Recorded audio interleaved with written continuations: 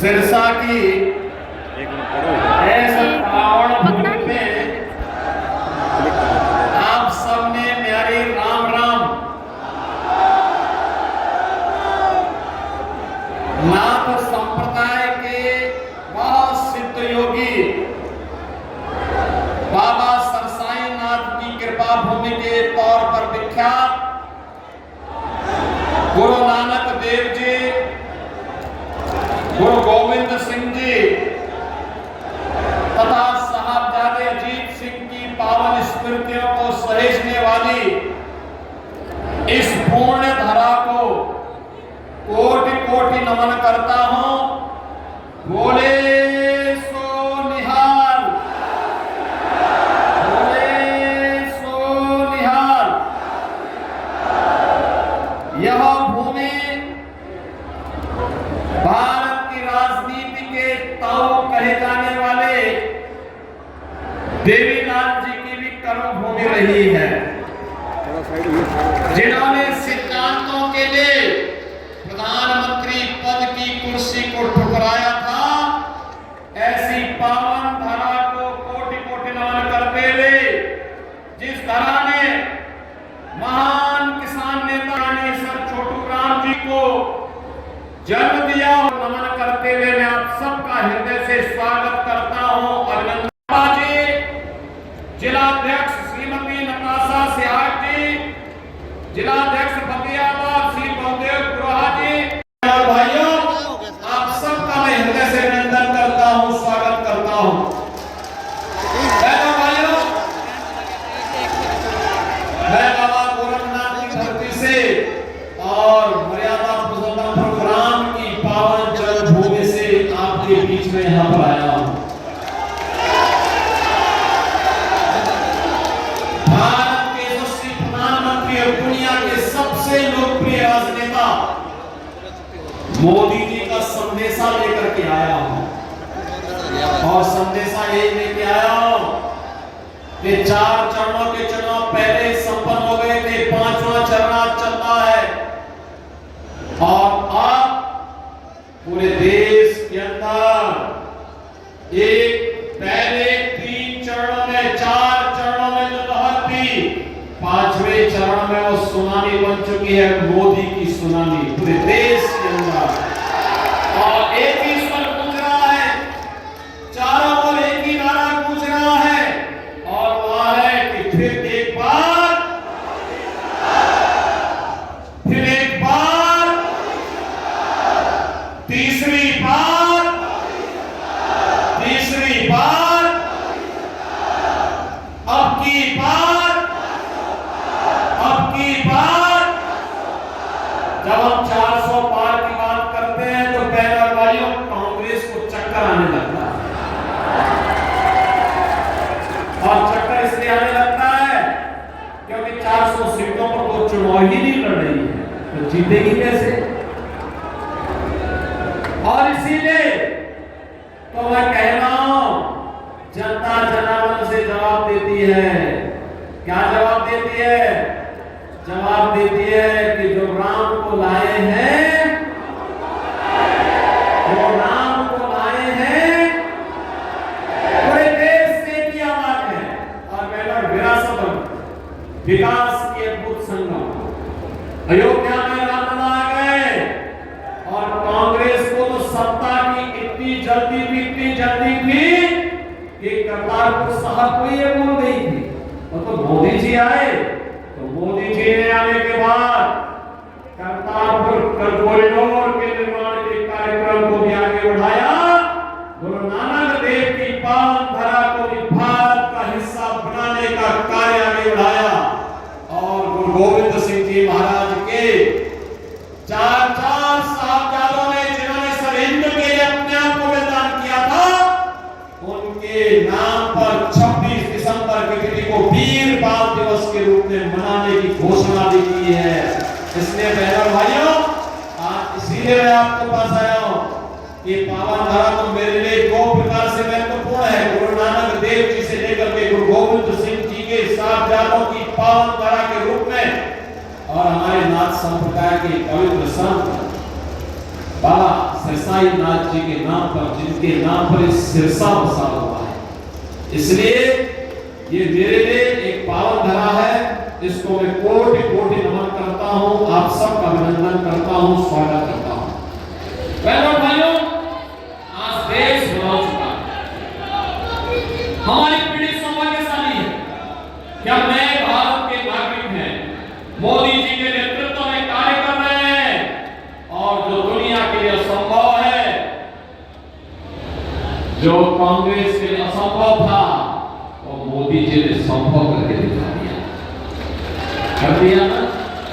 देखो 12 करोड़ किसानों को किसान सम्मान निधि का लाभ, 12 करोड़ घरों में शौचालय का निर्माण, 10 करोड़ गरीबों को उज्ज्वला योजना का कनेक्शन, और 4 करोड़ गरीबों के मकान बन गए हैं। और मोदी जी ने घोषणा की है, तीसरी बार सरकार बनेगी, 70 वर्ष से ऊपर के हर एक बुजुर्ग को 5 लाख रुपए हर वर्ष स्वास्थ्य के लिए उपलब्ध करवाएंगे। मोदी जी ने घोषणा की है, तीसरी बार सरकार बनते जितने बचे हुए गरीब होंगे उनको भी एक एक मकान उपलब्ध करवाएंगे। मोदी जी ने घोषणा की है, तीसरी बार सरकार बनाएंगे, सोलर स्कीम के अंतर्गत हर घर को फ्री में बिजली उपलब्ध करवाने का काम भी करेंगे। भाइयों, यहाँ विकास भी है, गरीब कल्याण भी है, देश की सुरक्षा भी है, आतंकवाद का सफाया भी है, और भारत का सम्मान भी है, और साथ साथ रामलला का भव्य मंदिर के निर्माण का कार्य भी तेजी के साथ आगे बढ़ गया है। रामलला अयोध्या में विराजमान हो गए। बहनों भाइयों, मैं आपसे पूछना चाहता हूं, मोदी जी ने जो ये किया, और बहनों भाइयों, एक तरफ सबको, लेकिन तुष्टीकरण किसी का नहीं। हमने तुष्टीकरण नहीं, संतुष्टीकरण पर ध्यान दिया। और दूसरी तरफ इंडी गठबंधन में कांग्रेस और उसके सहयोगी दल है, सुबह से लेकर शाम तक एक नया झूठ और एक नई अफवाह फैलाते हैं। जब सत्ता में थे तब कुछ नहीं किया, तब हिंदुओं की भावनाओं के साथ खिलवाड़ किया। तो उस समय लोग क्या कहते थे? कहते थे हिंदुस्तान के संसाधनों पर पहला अधिकार मुसलमान का। अरे कहां हमारा हिंदू जाएगा, कहां हमारा दलित जाएगा, कहां पिछड़ा जाएगा, कहां अन्य गरीब जाएगा, कहां महिलाएं जाएंगी? और ये राग नापते थे वही। और आज बहनों और भाइयों, इनके अंदर एक और भूत सवार हो गया है। कांग्रेस ने अपने घोषणा पत्र में इतनी खतरनाक घोषणा कर दी है, अब कहती है कि कांग्रेस सत्ता में आई तो सत्ता में आने के बाद गरीबी हटाने के लिए देश के हर नागरिक की संपत्ति का सर्वे करवाएगी। सर्वे करा करके विरासत टैक्स लगाएगी। विरासत टैक्स का मतलब आपके बाप की, आपके दादा की, आपके ग्रैंडफादर, आपके फादर, जिसकी भी प्रॉपर्टी आपको मिली होगी, उस प्रॉपर्टी में से आधी प्रॉपर्टी कांग्रेस के लोग ले लेंगे और फिर इस प्रॉपर्टी को वह मुसलमानों को बांट देंगे। क्या आप इसको स्वीकार करेंगे? क्या आप इसको स्वीकार करेंगे? क्या आप पाकिस्तानियों को और मुसलमानों को अपनी संपत्ति पे कब्जा करने देंगे? क्या? अरे हरगिज़ नहीं, भारतीय जनता पार्टी को ये मौका ही नहीं आने देंगे। और भारतीय तो बात की बात आएगी सत्ता में। रामलला के कारण इनको अब किसी भी जन्म में सत्ता नहीं मिलने वाली है, कभी नहीं मिलने वाली है, क्योंकि चुनाव तो राम भक्त और रामद्रोहियों के बीच में हो गया है। ये तो रामद्रोही है, हमेशा राम का विरोध किए हैं, भारत की विरासत का विरोध किए हैं, इनको सत्ता कभी नहीं मिल सकती है। और यही कहने के लिए आज मैं आपके पास आया हूं। बहनों और भाइयों, आपने औरंगजेब का नाम सुना होगा। ये मुगलों में सबसे क्रूर बादशाह था। औरंगजेब, कोई मुसलमान भी अपने पुत्र का नाम औरंगजेब नहीं रखता, मालूम है ना आपको? इसलिए नहीं रखता, औरंगजेब ने सत्ता के लिए पहले अपने भाई की हत्या की और फिर अपने बाप को भी जेल भेज दिया। बाप उसका पानी के लिए तरसते तरसते मर गया। वह औरंगजेब था। और अब औरंगजेब की आत्मा कांग्रेस के अंदर घुस गई है। इसीलिए वो विरासत टैक्स के नाम पे जजिया कर आप पे लगा रही है।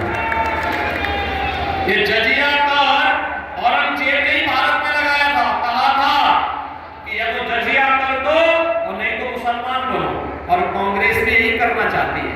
क्या आप इसको स्वीकार करेंगे? क्या आप इसको स्वीकार करेंगे? क्या हम भारत को विभाजन की ओर ले जाएंगे? क्या अरे राम जन्मभूमि का जो पुण्य आपके साथ जुड़ा हुआ है, आप भी कह सकते हैं, सिरसावासी भी कह सकते हैं कि हमने तो यहां से कमल खिलाने का काम पिछली बार भी किया था।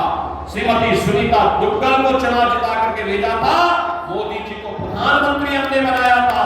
मोदी जी प्रधानमंत्री बने तो अयोध्या में राम मंदिर के निर्माण का मार्ग प्रशस्त हुआ।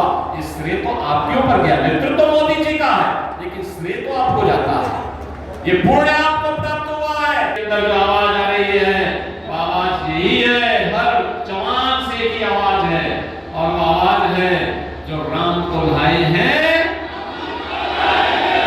जो राम है, और राम को लाने वालों को फिर से देश की सत्ता सौंपी है। सौंपने को तैयार है सभी सिरसावासी, तैयार हैं सभी लोग, तैयार हैं, सहमत हैं।